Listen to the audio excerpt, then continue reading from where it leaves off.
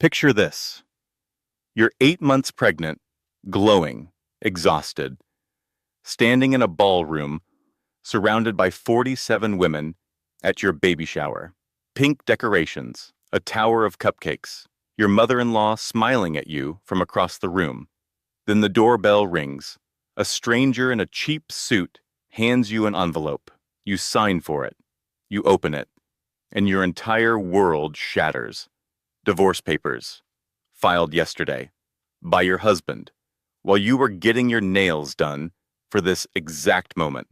But here's what he didn't know, what nobody in that room knew, while he thought you were home doing nothing, while his mother looked down on you, while everyone assumed you were just a dependent housewife with no future. You were building something extraordinary, something worth $2 billion. And tomorrow morning, the whole world would find out. This is the true story of Megan Cole, a woman who was betrayed at her most vulnerable moment, who discovered her husband's affair, his pregnant mistress, his complete plan to destroy her and take her baby. But it's also the story of the most satisfying reversal you will ever hear. Because sometimes the person who thinks they're leaving you with nothing discovers they're the one leaving with nothing. Stay with me. This story has everything: betrayal, billion-dollar deals, a birth, a reckoning, and the kind of justice that restores your faith in the universe. Lesson and value statement. Here's what this story will teach you. The people who need you to be small are not capable of loving you large. They don't want a partner. They want a mirror that reflects their own importance. If someone consistently minimizes your wins, dismisses your dreams, or makes you feel stupid for wanting more, that's not love. That's control.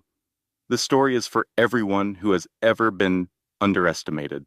Everyone who has built something in secret because the people around them couldn't handle their light. Everyone who needs a reminder that your worth is not determined by someone else's inability to see it. By the end of this video, you'll understand exactly how to recognize the warning signs Megan missed, how to protect yourself legally and financially, and most importantly, how to find the strength to walk away from people who want to keep you small. The best revenge isn't proving them wrong. It's being so focused on your own life that you forget to check if they're watching. The baby kicked hard against her ribs just as the doorbell rang for the third time.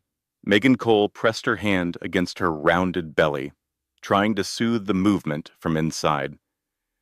8 months pregnant, 33 weeks exactly. The pregnancy app on her phone said her daughter was the size of a pineapple. She felt more like a watermelon. Someone should get that, her mother-in-law Patricia called from across the country club's event room. She stood near the gift table, arranging packages with precise movements that somehow managed to be both helpful and condescending. Everything had to be perfect for Patricia Cole, even someone else's baby shower. The ballroom sparkled with pink and gold decorations. 47 women filled the space, their voices creating a pleasant hum of conversation and laughter. Crystal champagne flutes caught the afternoon light. A tower of cupcakes dominated one table, each topped with a tiny fondant booty.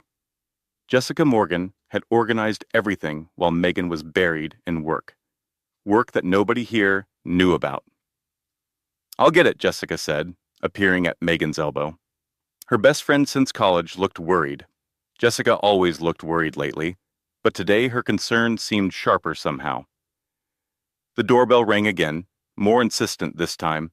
Megan shifted in her chair. Her back ached. Her ankles were swollen to twice their normal size.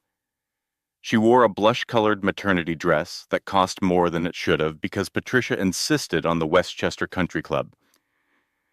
And the Westchester Country Club had standards. Tyler had texted 2 hours ago. Client emergency, running late. He would try to make the last hour. Standard Tyler excuse, standard Tyler absence. She couldn't remember the last time he had been fully present for anything involving her. Jessica returned, and her face had gone the color of old milk. "Megan." She whispered the name like a secret. There's a man at the door. He says he needs to speak with you. Only you. Tell him I'm busy. Obviously. He says he's a process server. The room tilted slightly, like the floor had shifted beneath her feet. Megan gripped the arms of her chair so hard her knuckles went white. What did you say? He has papers for you. Legal papers. He says you have to sign for them personally. The conversations around them continued. The clink of glasses, the trill of laughter, the murmur of women discussing nursery colors and sleep training methods. Nobody else had heard, not yet. Megan stood slowly.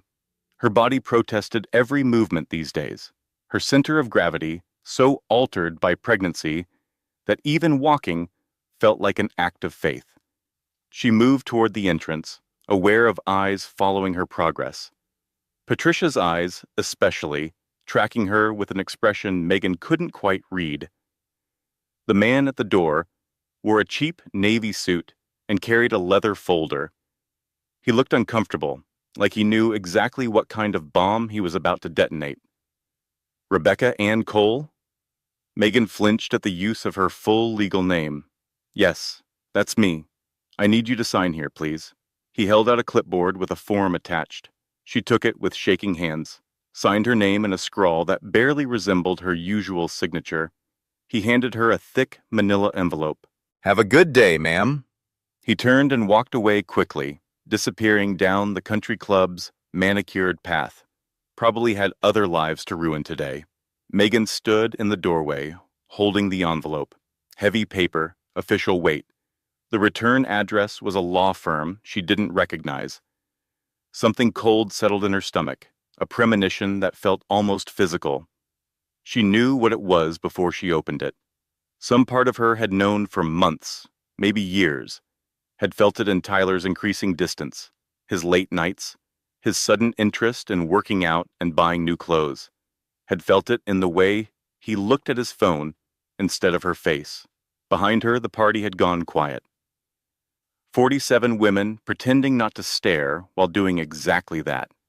She opened the envelope, pulled out the documents, read the first page once, twice, 3 times, waiting for the words to rearrange themselves into something that made sense. Petition for dissolution of marriage, filed yesterday. Her husband had filed for divorce yesterday while she was getting her nails done for the shower, while she was wrapping party favors, while she was doing everything alone as usual because he was always working, the lie she had accepted because the truth was too painful to examine. Megan. Lauren's voice cut through the buzzing in her ears. Her best friend materialized beside her, took one look at her face, and went pale. What is it? What's wrong? Megan handed her the papers, watched Jessica's expression change as she read, watched the color drain from her face, watched the lawyer and her best friend take over, her eyes scanning the document with professional efficiency even as her hands trembled. That son of a... Jessica caught herself, glancing at the room full of women who had given up any pretense of not watching. We need to talk. Now, somewhere private. Someone's phone flashed, the unmistakable sound of a camera shutter. Another flash from a different direction. The moment was being captured, preserved for posterity and social media. Megan's humiliation would be documented, hashtagged, shared with sympathetic comments that would somehow make everything worse. Patricia Cole crossed the room toward them. Her heels clicked against the hardwood floor with the measured pace of someone who had all the time in the world. She looked at the papers in Jessica's hands, looked at Megan's stricken face. She did not look surprised. Something in Megan's chest cracked open. You knew, Megan said quietly. The words came out steady, which surprised her. You knew he was doing this. Patricia's mouth tightened into a thin line. This is hardly the time or place for this discussion, Rebecca. He served me divorce papers at my baby shower. Megan's voice rose despite her best efforts. At your country club, in front of everyone you invited. When exactly would be the right time, Patricia? The room had gone completely silent. 47 women watching. 47 witnesses to her complete and utter humiliation. 47 people who would tell this story at dinner parties for years to come. "I think you should leave," Patricia said. Her voice was pure ice.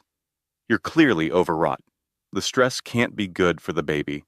This is my shower. It's my membership, my club, my reservation, my guest list." Patricia smiled, and it was the coldest thing Megan had ever seen. "Perhaps you should have considered that before making a scene." Jessica touched Megan's arm. "Come on, let's go. We'll figure this out somewhere else." Megan looked around the room one last time. At the decorations she hadn't chosen, at the guests who were mostly Patricia's friends, at the tower of cupcakes and the pile of gifts wrapped in coordinating paper. She thought about walking out quietly, about preserving what little dignity she had left. Instead, she straightened her spine, lifted her chin, placed both hands on her belly, where her daughter kicked and kicked like she was trying to fight her way out. "Thank you all for coming," she said. Her voice did not shake. "Small miracle. I appreciate the gifts. I appreciate your time. As you may have gathered, there's been a change of plans. The shower is over." She walked toward the exit with her head held high. Jessica grabbed her purse and the car keys. Behind them, the whispers started, a wave of sound that followed them out the door. In the parking lot, Megan made it to her car before her knees gave out. She sat in the driver's seat, stared at the steering wheel, and realized she couldn't remember how to make her hands work. Everything felt far away, like she was watching herself from a great distance. "You're not driving." Jessica slid into the passenger seat and held out her hand. "Give me the keys, Meg." "I'm fine." "You're not fine. Nobody would be fine. Give me the keys." Megan handed them over without further argument. She didn't have the energy to fight. Jessica started the car and pulled out of the country club parking lot. Past the manicured lawns, past the tennis courts where women in white played at athleticism, past the life Patricia Cole had wanted for her son, which apparently no longer included Megan. "Where do you want to go?" Jessica asked. Megan thought about home, the house Tyler had insisted they buy when his career started taking off. 5 bedrooms they didn't need. His name on the deed even though her savings had covered the down payment. Her furniture, her decorating. His asset now, according to New York property law. She thought about what was waiting for her there. The nursery she had painted herself because Tyler was always traveling. The crib she had assembled alone. The life she had been building for a daughter whose father had just announced he didn't want to be her father anymore. "Take me to the office," she said. "Your office?" Jessica glanced at her. "Megan, you should rest. You should eat something. You should probably see your doctor and make sure your blood pressure isn't through the roof." "The office," Megan repeated. "Please, Jess, I need to be somewhere that makes sense right now." Jessica didn't argue further. She knew Megan well enough to recognize when pushing would only make things worse. They drove in silence through the Connecticut suburbs, past houses that looked like the American dream made manifest, past lives that were probably just as complicated as Megan's, even if they didn't look it from the outside. "What meeting?" Jessica asked finally. "You said something about the office. Is there something happening that I should know about?" Megan watched the scenery pass without really seeing it. The question hung in the air between them, heavy with implications. "There's something I haven't told you," Megan said slowly. "Something I haven't told anyone. Not Tyler, not my parents, no one." Jessica's hands tightened on the steering wheel. "Okay, that sounds ominous. Do you remember 4 years ago, when I left Google? You said you wanted to do freelance consulting, spend more time at home. That's what I told everyone." Megan closed her eyes. "What I actually did was start a company. An AI company focused on predictive logistics. It's called NextGen AI." Silence. Then Jessica laughed. a short, sharp sound of disbelief. You started a company 4 years ago, and you never mentioned it. I mentioned it. You just never asked for details. Tyler never asked for details. Nobody ever asked, because nobody thought I was capable of anything important. Megan opened her eyes and looked at her best friend, her lawyer, the woman who had introduced her to Tyler at a party 6 years ago.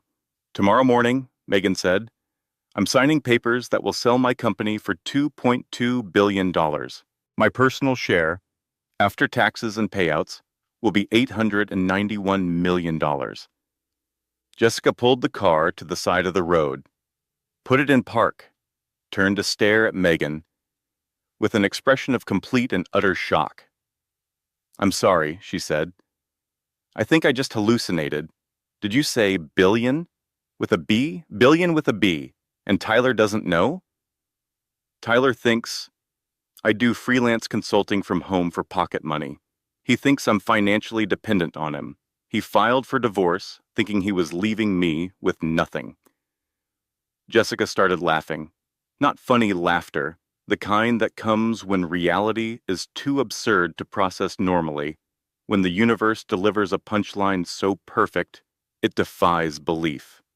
Oh my God, she said. Oh my God, Megan. This is poetry.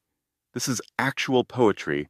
This is my life, Megan said quietly. And right now, I need to get to the office, because in less than 24 hours, my husband is going to find out exactly what he just walked away from, and he's going to spend the rest of his life regretting it. The offices of NextGen AI occupied the top 2 floors of a converted warehouse in Stamford. Industrial windows, exposed brick, nothing like the corporate towers where Tyler spent his days chasing partnership at Morrison and Whitfield. 63 employees worked here. 63 people who knew exactly who Megan was, who respected what she had built, who never once made her feel small or incompetent or invisible. Diane Foster was waiting in the lobby when they arrived. At 58, Diane had built and sold 3 companies before most people finished graduate school. She wore her silver hair short and her confidence like armor. She had found Megan through a tech forum 4 years ago, recognized her genius before anyone else did, and had been her partner, mentor, and fiercest defender ever since. She took one look at Megan's face and said 2 words, conference room. They rode the elevator in silence. Jessica vibrated with barely contained questions, but she knew better than to ask them in a space where anyone might overhear. The conference room had floor-to-ceiling windows overlooking the city. Megan sank into a chair at the head of the table, pressed her palms against the cool surface, and let herself breathe for the first time since the doorbell rang. Tell me, Diane said. All of it. Tyler filed for divorce yesterday. Had me served at my baby shower today. In front of his mother, who apparently knew about it in advance. Diane's expression didn't change. She had seen everything in her decades in business. Nothing shocked her anymore. Go on. It gets worse. Megan pulled the papers from her bag and spread them across the table. He filed in a different county, claimed I abandoned the marriage, listed my income as 0. He's requesting that I assume 70% of our marital debt, including the mortgage, the credit cards, and both car payments. Jessica leaned forward, her lawyer brain fully engaged now. He's trying to establish you as financially dependent. Classic move in high-asset divorces. Make the other party look helpless so you can control the narrative. But that's not the worst part, Megan continued. There's an attachment, a psychiatric evaluation claiming I'm mentally unstable. Depression, anxiety, possible postpartum psychosis risk. It recommends that Tyler be granted temporary custody of the baby for her own safety. Diane picked up the psychiatric report, read through it with sharp eyes. Who is this doctor? Harold Whitmore? I've never heard of him. I've never seen a psychiatrist in my life. Tyler made this up, Diane. He fabricated a medical document to try to take my daughter. Jessica was already on her phone, typing rapidly. Harold Whitmore. Let me run a search. While she worked, Megan stood and walked to the window. The city spread out below her, full of people living their ordinary lives, people who had no idea that her world had just collapsed. He doesn't know about the company, she said quietly. None of them do. Tyler thinks I'm nothing. His mother thinks I'm nothing. They planned this together, thinking they were destroying someone helpless. Diane moved to stand beside her. And tomorrow morning, we close the Caldwell deal, $2.2 billion, and Tyler finds out from the news exactly what he threw away. Before Diane could respond, Jessica made a sound of triumph, found him. Harold Whitmore lost his medical license 3 years ago. Fraud. He was caught falsifying patient records for insurance purposes. Whatever this document is, it's not worth the paper it's printed on. Good, Megan said. Document everything. I want a complete file on every lie they've told. There's more to find, Jessica said. I can feel it. This level of planning, the timing, the coordination with Patricia. This wasn't impulsive. They've been working on this for months. Then we need to know what else they're hiding. Megan turned from the window. Despite everything, despite the betrayal and the humiliation and the fear coiling in her stomach, she felt something she hadn't felt in years. Clarity. Tyler had spent their entire marriage making her feel small, questioning her decisions, dismissing her ideas, changing the subject whenever she tried to share her excitement about work. She had hidden her success, not because she wanted to, but because every time she mentioned it, he found a way to make her feel stupid for trying. She was done hiding. I need to go home, she said. Tonight, before Tyler gets back. There are things on his computer. Things I've been afraid to look at. Diane nodded. Take Jessica with you. Document everything, but don't remove anything. We need to know what we're dealing with before the lawyers get involved. What about the deal? Megan asked. Caldwell's team is coming tomorrow morning at 10.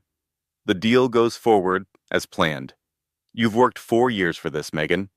You've sacrificed your marriage, your sleep, your sanity. Don't let Tyler Cole take this from you, too. The house was dark when they arrived. Megan stood in the foyer of the home she had decorated, furnished, maintained, and loved, and felt like a stranger. Every room held memories of the life she thought she was building. The kitchen where she cooked dinners Tyler rarely came home for. The living room where she watched movies alone while he worked late. The bedroom where they had conceived the baby he no longer wanted. Where's his office? Jessica asked softly. Second floor, end of the hall. They climbed the stairs together. The door to Tyler's home, office, was closed but not locked. He had never bothered to lock it because he never imagined Megan would violate his privacy. She was too trusting for that, too naive, too eager to believe the best in him. Not anymore. The laptop was exactly where she expected to find it, hidden behind books on the shelf like a guilty secret. She powered it on and stared at the password prompt. She tried his birthday. Wrong. Her birthday. Wrong. Their anniversary. Wrong. Then she tried something else, Vanessa followed by 4 numbers, 328. The laptop unlocked. Who's Vanessa? Jessica asked. His paralegal. Megan's voice sounded hollow in her own ears. Her birthday is March 28th. She opened his email. The personal account, not the work one. The one he thought was completely private. The emails went back 16 months. Before the pregnancy, before what Tyler had called their optimal conception window, timing a baby, like a business decision. The early messages were almost innocent. Work questions. Scheduling. The kind of communication you would expect between a lawyer and his assistant. Then they shifted. Flirtatious comments. Inside jokes. Plans to meet outside the office. By 6 months ago, they were explicit.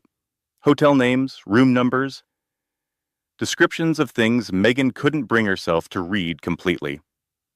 "Megan," Jessica said, "you don't have to keep looking." "Yes, I do."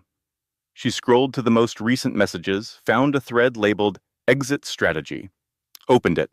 The email was from Tyler to his divorce attorney, with Amanda copied. "Once the baby comes, she'll be too overwhelmed to fight. We establish that she's mentally unstable, get temporary custody, then negotiate. She'll take whatever deal we offer just to see her kid. Bonus, no one will believe the unemployed pregnant wife over a successful attorney." But that wasn't the worst part. The final email in the thread was dated yesterday, sent while Megan was getting her nails done in preparation for the shower. Amanda's ultrasound confirmed it's a boy. Told her we'll announce after the divorce is final. Mom is already planning the nursery at her house. This is actually working out perfectly. I get a son, you get your promotion, and Megan gets whatever scraps we decide to give her. Megan read it 3 times. Each time, the words hit harder. Amanda was pregnant too, 4 months along. Tyler's mother was already planning a nursery. They weren't just leaving her, they were replacing her. The baby, the wife, the entire life. And they had been planning it while she was carrying his child, while she was dealing with morning sickness and swollen ankles, while she was painting the nursery and assembling the crib alone. She made it to the bathroom before she vomited. Jessica held her hair back, rubbed circles on her back, murmured sounds of comfort that didn't form into actual words. When the heaving stopped, Megan sat on the cold tile floor and let herself cry. Really cry, for the first time since the doorbell rang. Great racking sobs that felt like they were tearing something loose inside her chest. "He was planning this for over a year," she said when she could speak again. "While we were trying to get pregnant, while I was carrying his baby, he was sleeping with her and planning to leave me with nothing." Jessica sat down beside her on the bathroom floor. Not exactly dressed for it in her silk blouse and tailored pants, but she didn't seem to care. "Listen to me," she said. "What Tyler did is unconscionable. What Patricia did is possibly criminal. And what they're about to discover is that they picked the wrong woman to destroy." Megan wiped her face with the back of her hand. "How do I fight them? They have money, lawyers, connections. Tyler's father is a retired federal judge, for God's sake. You fight them with the truth." Jessica's voice was fierce. "You fight them with documentation. You fight them with $891 million and a company that proves you were never the helpless housewife they pretended you were." She took Megan's hands in hers. "Tomorrow, you close the biggest deal of your life. Tomorrow, the whole world finds out who Megan Cole really is. And tomorrow, Tyler discovers that the woman he tried to destroy is the one person he should never have underestimated." Megan looked at her best friend, at the woman who had stood beside her through college and career changes, and a marriage that was apparently built on lies. "What if he tries to take my baby? Then we burn him to the ground," Jessica said simply, "and we use his own emails as kindling." Morning came too quickly. Megan had barely slept, lying awake in the guest room of Diane's house because she couldn't bear to spend another night in the home Tyler had poisoned. Every time she closed her eyes, she saw those emails, saw his plans laid out in black and white, saw the casual cruelty of a man who had never really loved her. But exhaustion was a luxury she couldn't afford. Not today. At 6 a.m., she showered and dressed in the most expensive maternity suit she owned. Navy blue, professional. The kind of armor women in business learned to wear when they needed the world to take them seriously. Kevin Brady, her executive assistant, met her at the office with coffee and concealer. "Okay," he said, taking one look at her face. "We're going to fix all of this." He gestured vaguely at her entire existence. "I have products that could hide a body." "Sit down, Kevin." Megan's voice cracked slightly. "I was served divorce papers at my baby shower yesterday." "Oh, I know. Kevin didn't miss a beat, already working on her under-eye circles with practiced hands. It's all over the mom Facebook groups. Patricia Cole posted something about mental health awareness with a photo of you looking, quote-unquote, distressed. She has 4,000 comments. She what? The good news? About 3,800 of them are calling her a monster. You've gone viral, boss. Hashtag Team Megan is trending on Twitter. Megan laughed, despite everything. It came out slightly hysterical, but it was still a laugh. Of course it's trending. My humiliation is content now. Your redemption will be bigger content, Kevin said firmly. Trust me. The internet loves a comeback story, and yours is about to be legendary. At 9:30, Diane arrived with the final paperwork. She reviewed everything with Megan one last time. The acquisition terms, the payout structure, the non-compete clauses, and employment contracts for key staff. Are you ready for this? Diane asked. I've been ready for 4 years. Good. Because Marcus Caldwell doesn't suffer fools, and he definitely doesn't suffer women who doubt themselves. Walk in there like you own the room. I do own the room, Megan said. I built it. At exactly 10 a.m., Marcus Caldwell arrived. He was 71 years old and looked like a man who had spent every one of those years building things that mattered. Gray hair, sharp eyes, an expensive suit that somehow managed to be understated. He brought 6 lawyers, 4 executives, and 2 technical specialists who would ask questions designed to expose any weakness in her system. Megan met them all with a handshake and a smile that didn't waver. Mrs. Cole, Caldwell said. He glanced at her belly, at the rings still on her finger. Or should I say, Ms. Cole, Megan is fine. The next 2 hours were the most intense of her professional life. She presented her technology, explained her algorithms, defended her architectural choices against questions designed to poke holes in her logic. The technical specialists pushed hard, but she pushed back harder. This was her creation. Her baby, in a different sense than the one currently pressing against her bladder. She excused herself twice to use the bathroom, played it off with self-deprecating humor about the joys of third trimester pregnancy. The men in suits laughed politely. The one woman on Caldwell's team, a senior VP named Catherine Walsh, gave her a knowing look of solidarity. By noon, the questions had stopped. The room went quiet. Marcus Caldwell looked at his team. They nodded. Let's talk numbers, he said. The negotiation took another hour, back and forth on valuations, earn-out structures, integration timelines, employment guarantees for her staff. Through it all, Megan held her ground. She knew what her company was worth. She knew what she was worth. And for the first time in years, she didn't apologize for either. At 1:47 p.m., she signed her name on the final page. $2.2 billion. Her personal stake, $891 million after taxes. She had done it. Against every expectation, every dismissal, every time Tyler had changed the subject when she tried to talk about her work. She had built something extraordinary while everyone thought she was doing nothing. Caldwell shook her hand with genuine respect. We'll announce Monday morning, he said. Give you the weekend to prepare your staff. Coordinate with your communications team on the press strategy. Megan glanced at Diane, saw the question in her mentor's eyes. Actually, Megan said, I'd like to announce today, this afternoon, if possible. Caldwell's eyebrows rose. That's fast. Any particular reason for the rush? Megan thought about Tyler, about Patricia, about those emails laying out their plans to destroy her. My husband filed for divorce yesterday, she said. He thinks I'm unemployed. He thinks I'm financially dependent on him. He's claiming I'm mentally unstable to try to take custody of my daughter. She met Caldwell's eyes directly. I'd like him to find out otherwise from the news. The room went completely silent. Then Marcus Caldwell smiled.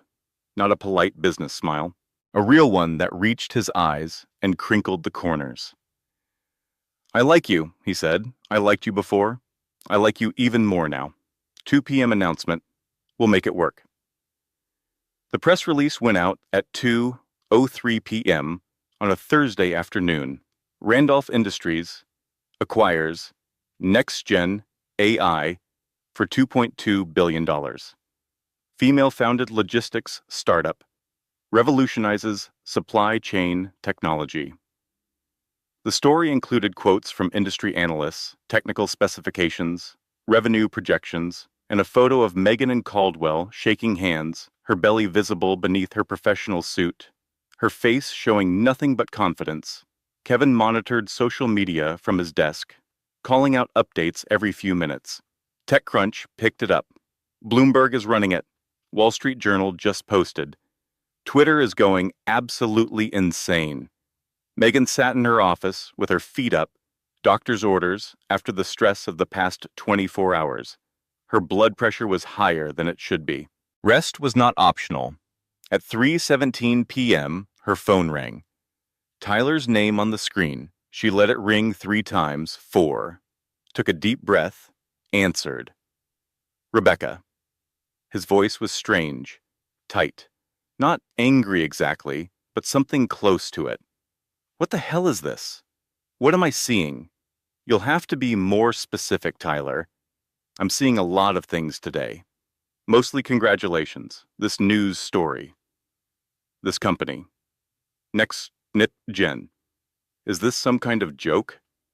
Not a joke. That's my company. I founded it 4 years ago. I sold it today. The announcement is accurate. Silence on the other end. She could hear him breathing, fast, panicked. That's impossible, he finally said. You work from home. You do freelance consulting. No, Tyler. You assumed I worked from home, doing nothing important. You never asked what I actually did. You never cared enough to ask. More silence. Longer this time. You're telling me you built a company worth $2 billion, and you never said anything? I tried to tell you, Megan said. Remember 3 years ago when I wanted to talk about a new project? You said that's nice and asked me to pick up your dry cleaning. Remember 2 years ago when I mentioned investor meetings? You changed the subject to your partnership track. She paused. You made me feel stupid every time I mentioned my work, Tyler. So I stopped mentioning it. I stopped asking for your support. I stopped needing you for anything. And now here we are. She could almost hear his mind working through the implications. The divorce filing, the claims of financial dependency, the psychiatric report designed to make her look incompetent. This changes everything, he said. His voice had shifted. Softer now, pleading, we need to talk about this. Face to face? About us? About the baby? About everything? You mean the divorce you filed yesterday? The one you served me at my baby shower in front of 47 witnesses? That divorce? That was a mistake. I wasn't thinking clearly. I was confused. You were thinking very clearly, Tyler. The paperwork is extremely detailed. You filed in a different county to delay my response time. You claimed I abandoned the marriage when you're the one who abandoned it. You attached a fraudulent psychiatric evaluation from a doctor who lost his license 3 years ago. How did you know about that? I know everything, Tyler. Everything you did. Everything you planned. Everything you said in those emails to Amanda. The silence that followed was deafening. Our daughter will be fine, Megan continued. Better than fine. She'll have everything she needs. From me. I'm her father, biologically. But fatherhood is more than DNA. It's showing up, being present, caring about the mother of your child. You've done none of those things. Let me come over. Let me explain. There's so much you don't understand. There's nothing to explain. You wanted a divorce. You'll get one. But not on your terms. She hung up. Her hands were steady. Her heart was calm, The man who thought he was leaving her with nothing had just discovered she had everything. And this was only the beginning. The story spread faster than anyone anticipated. By evening, someone had connected the dots: the baby shower photos, the divorce filing, the timing of the acquisition announcement. The narrative wrote itself, and the internet devoured it hungrily. Tech CEO's husband files for divorce day before $2 billion deal, did not know she was selling company. Tyler's face appeared alongside hers in article after article. His LinkedIn profile, his law firm headshot, his smug smile that now looked less like confidence and more like the expression of a man who had massively miscalculated. The comments were brutal. He really thought he was the successful one. Imagine the ego required to file for divorce while your pregnant wife is secretly worth $1 billion. This man fumbled the bag so hard it's actually impressive. The audacity of mediocre men never ceases to amaze me. Kevin compiled the coverage into a presentation that would have been funny if it weren't so personal. His law firm released a statement, Kevin reported, at their evening meeting. Standard corporate damage control. Tyler Cole's personal matters do not reflect the values of Morrison and Whitfield. They're reviewing the situation. Translation, Diane said dryly. He's being pushed out. Good, Megan said. But that's not enough. I want to know everything. Every lie, every plan, every person involved in this. Jessica nodded. She had spent the day building a case, pulling threads, following the money. I have a preliminary report. It's worse than we thought. How much worse? Patricia Cole has been planning this for almost 3 years, since before she married Walter. Megan frowned. Walter? What does Tyler's father have to do with this? Jessica spread documents across the conference table. Walter Cole is wealthy in his own right. Retired federal judge, family money, substantial investment portfolio. When his first wife died 3 years ago, Patricia saw an opportunity. She married him for his money. She married him for access to his money, his connections, and his son. Patricia has a brother named Stephen Moore, different last names because they had different fathers. Stephen joined your board 8 months ago. The pieces clicked into place with sickening clarity. Stephen was Patricia's plant, Megan said slowly. He's been inside my company this whole time. Feeding her information, Jessica confirmed, including details about the Caldwell deal.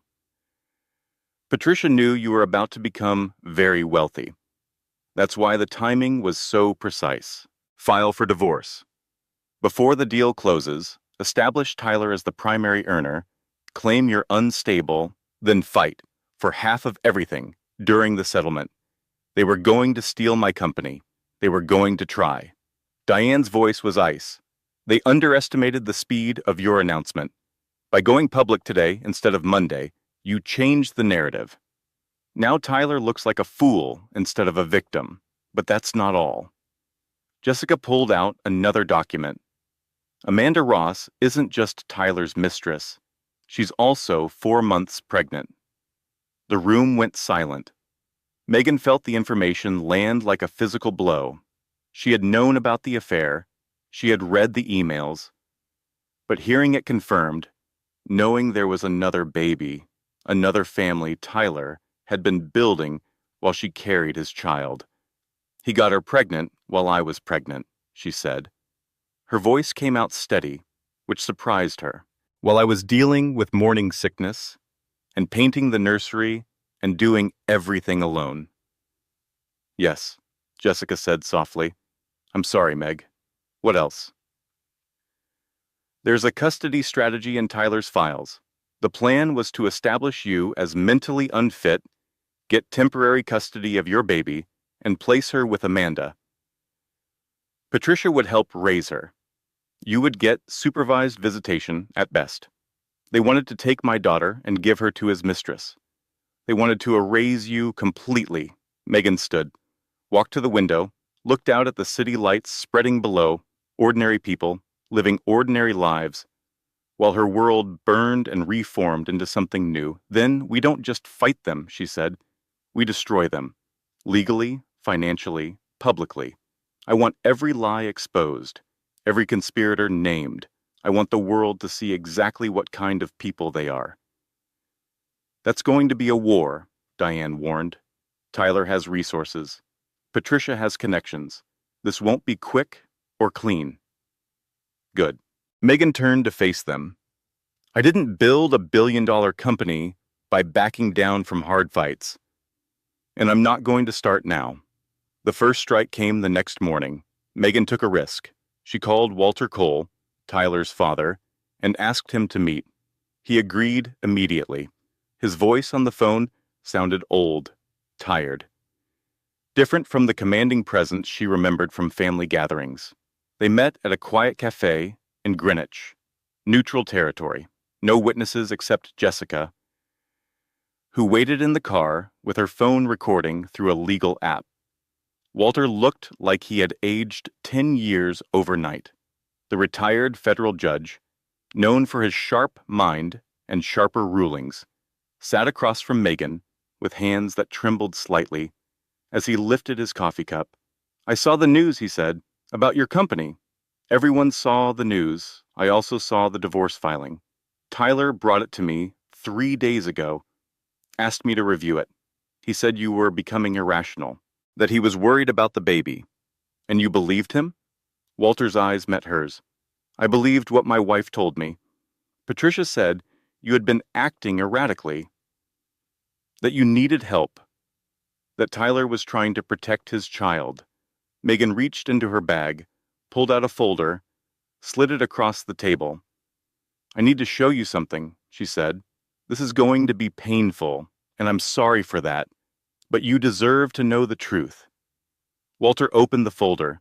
Read the first page. The color drained from his face. Inside were the emails. The exit strategy, the references to Amanda's pregnancy, the part about Patricia planning the nursery at her house. There was more. Evidence of Stephen Moore's placement on the Next Gen board, communications between Patricia and Tyler dating back 2 years, a financial analysis showing money moving from Walter's accounts into a shell company Patricia controlled.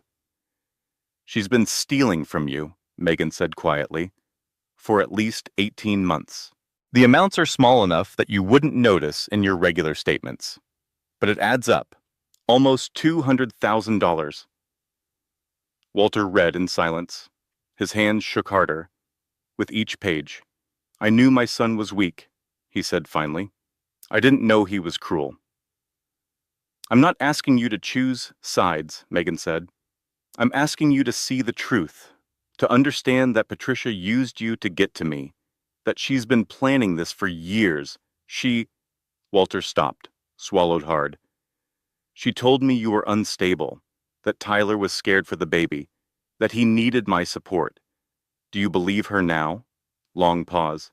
The coffee shop hummed with quiet activity around them. Normal people having normal conversations, while Megan waited for an answer that could change everything. No, Walter said. I don't believe her anymore. What do you need from me? Megan thought about Tyler, about Patricia, about the plan to take her daughter and erase her from her own life.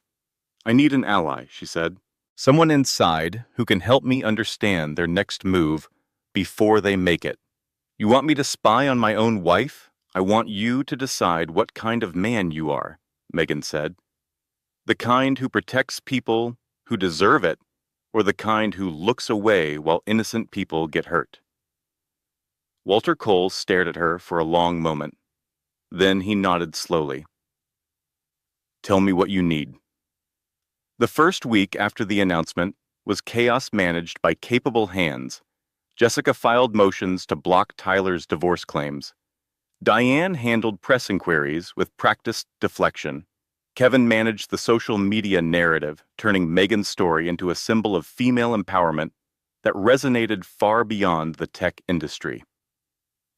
The hashtag Team Megan had over 2 million posts. Women shared their own stories of being underestimated, of building things while partners dismissed them, of discovering strength they didn't know they had. It felt like winning. Then everything collapsed. At 4 p.m. on Tuesday, Diane called an emergency meeting. Her face on the video screen was grim in a way Megan had never seen before. "Caldwell is backing out," she said. "What?" Megan felt the floor tilt beneath her. "We signed the papers. We have a binding agreement. There's a morality clause. Someone sent his board the viral posts about you, the mentally unstable narrative, the psychiatric report. They're concerned about optics. The psychiatric report is fraudulent. We can prove that. I know, but perception moves faster than truth in business. They want to pause the acquisition until things settle down. Review the terms, possibly renegotiate. How long?" Diane hesitated. That was never a good sign. They're talking about a 60-day hold, maybe longer if the divorce gets messy. 60 days. 2 months of limbo, 2 months of uncertainty, 2 months of Tyler's lawyers using the delay to build their case. "Tyler doesn't know about the deal," Megan said slowly. "He couldn't have done this." "No," Diane agreed, "but someone on our board did." The realization hit like ice water. Stephen Moore. Patricia's brother had been feeding information to the enemy since the day he joined. The board meeting schedules, the financial projections, the details of the Caldwell negotiation that would allow them to sabotage it at the worst possible moment. "They planned this," Megan said. "The divorce, the psychiatric report, the leak to Caldwell. It's all coordinated." "And we walked right into it," Diane said. "I'm sorry, Megan. I should have vetted Stephen more carefully. We both should have." Before they could strategize further, Jessica burst into the room. Her face was white. "Tyler's here," she said. "He's in the parking lot. He knows about the Caldwell situation somehow. How could he possibly know that? I don't know. But he's threatening to file a claim against the company. Marital property. He's saying that anything you built during the marriage is half his. He contributed nothing. He doesn't have to prove contribution. He just has to prove the timeline." New York is complicated, Megan. This could get very ugly very fast. Megan's phone buzzed. A text from a number she didn't recognize. "Come outside. We need to talk. This is your only chance to make this go away quietly." She showed it to Jessica, who shook her head vehemently. "Don't engage. Let me handle it through legal channels." But Megan was already walking toward the elevator. She needed to see his face, needed to understand how the man she had married, the man she had loved, had become someone capable of such calculated cruelty. Tyler stood beside his car in the parking garage. He looked different than she remembered. Thinner, harder. The charming smile she had fallen for was nowhere in evidence. "Rebecca," he said, "thanks for coming down." Megan stopped 10 feet away, close enough to talk, far enough to run if she needed to. "You said you could make this go away," she said. "I'm listening." Tyler's smile returned, but it was colder now, more predatory. "Here's how this is going to work. You're going to sign over 40% of your company shares to me. In exchange, I'll withdraw the divorce filing and the custody claim. We'll announce that we've reconciled, do some press about the pressure of entrepreneurship on marriages. Everyone will love a redemption story. You want me to give you almost $400 million. I want what's fair. You built that company during our marriage. Under New York law, I'm entitled to half. I'm being generous with 40%. Megan laughed. It came out sharp and bitter. "You're being generous? You filed for divorce, claiming I was mentally unstable. You fabricated a psychiatric report. You've been sleeping with your paralegal for over a year and got her pregnant while I was carrying your child. None of that matters legally. It matters to me, Tyler. It matters to everyone who's going to read about it when this goes to trial." Tyler's expression flickered. Uncertainty quickly masked. "You don't want a trial," he said. "Think about the baby. Think about what it would be like growing up with parents who hate each other." Is that what you want for your daughter? I want my daughter to grow up knowing her mother didn't surrender to a bully. I want her to see what it looks like when a woman stands her ground even when everything is stacked against her. You can't win this fight. Watch me. She turned to walk away. Tyler's voice followed her, sharper now, more desperate. I know about Caldwell backing out. I know your deal is falling apart. By the time this divorce is settled, you won't have a company to fight over. You'll have nothing. Megan stopped, turned back slowly. Who told you about Caldwell? Does it matter? The point is, you're not as untouchable as you think. Mom was right about you. You've always overestimated yourself. Mom. Patricia. Of course. Tell your mother something for me, Megan said quietly. Tell her that I know about the money she's been siphoning from Walter's accounts. Tell her I have documentation going back 18 months. Tell her that if she doesn't back off, I will personally make sure she spends the rest of her life in prison. Tyler's face went pale. That's not. You can't. I can. I will. And Tyler, the psychiatric report was a nice touch. Using a doctor who lost his license for fraud. Very creative. But you should have checked whether I had access to medical board records before you tried that particular lie. She walked away without looking back. Her hands were shaking, but her voice had been steady. She had learned a long time ago how to hide fear behind confidence, how to fake strength until it became real. The confrontation with Tyler was the last normal thing that happened for 3 days. At 2 a.m. on Friday, Megan woke to sharp pain, contractions. Not the Braxton Hicks she had been experiencing for weeks. These were different, stronger, more rhythmic, too early. She was only 34 weeks. She tried to call Jessica, but her friend was on a flight back from depositions in California. Diane was in New York, meeting with investors. Kevin was asleep and not answering his phone. Megan drove herself to the hospital. Every contraction felt like her body was trying to turn itself inside out. The baby pressed against her ribs, against her spine, demanding attention in the most primal way possible. Dr. Sarah Mitchell met her in the emergency room. One look at her vitals, and the humor drained from the doctor's face. Your blood pressure is dangerously elevated. 150/100. Signs of preeclampsia. We need to deliver tonight. No. Megan heard the panic in her own voice. I'm not ready. The deal falls apart in 72 hours if I can't fix it. I have meetings, legal filings. I can't just... Megan. Doctor. Mitchell's voice cut through her spiral. If we don't deliver now, you could have a seizure. Your daughter could die. You could die. The words hit like physical blows. She was alone, 8 months pregnant, in a hospital at 2 a.m. with no one who loved her anywhere nearby. She called the only person she could think of. Walter? Her voice cracked. I need help. He arrived in 20 minutes, didn't ask questions, didn't lecture, just sat beside her bed and held her hand through contractions that came faster and stronger with each hour. I'm here, he said simply. I'm not leaving. The labor was brutal. 14 hours of pain that made every other difficult thing in her life seem trivial by comparison. At one point, the baby's heart rate dropped dramatically. The room flooded with medical staff.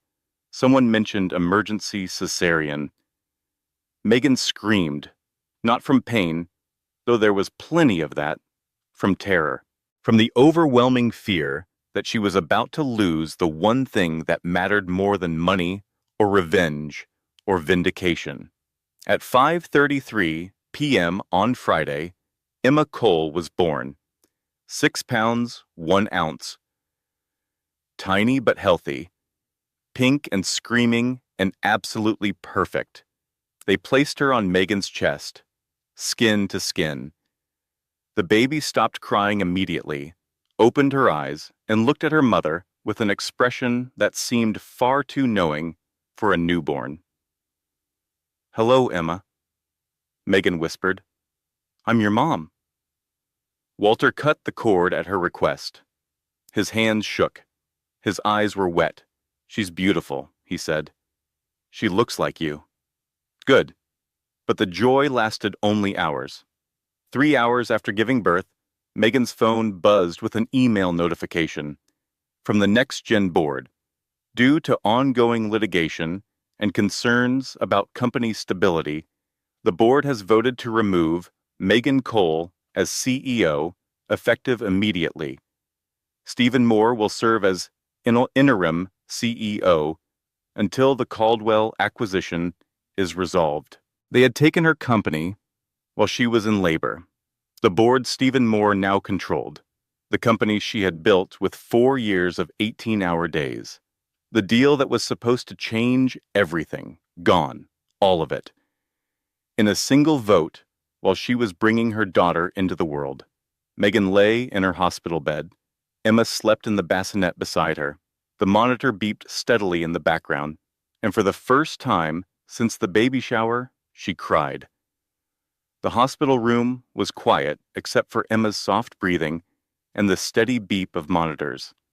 Megan stared at the ceiling. 2 a.m. She had been awake for nearly 20 hours. But sleep felt impossible. Every time she closed her eyes, she saw Stephen Moore's face, heard the clinical language of the board email, felt the weight of everything she had built crumbling around her. Her phone rang. Jessica. I just landed, Jessica said. Her voice sounded rough from exhaustion and travel. I saw the board notification. Tell me it's not real.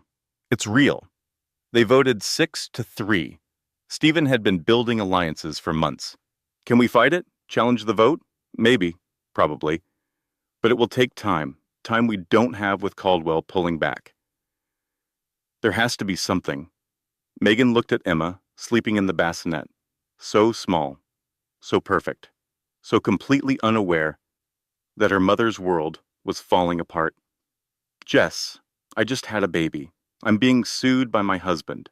I have no income because they removed me from my own company. I have a board that's been compromised, a deal that's collapsing, and a mother-in-law who has been planning my destruction for 3 years. She paused. I don't know how to fight them all at once. Then we fight them one at a time, Jessica said. Tell me what you need right now, not tomorrow, not next week. Right now. I need to understand how deep this goes. Patricia, Stephen, Tyler, all of it. I need to see the whole picture. I'm on my way to the hospital.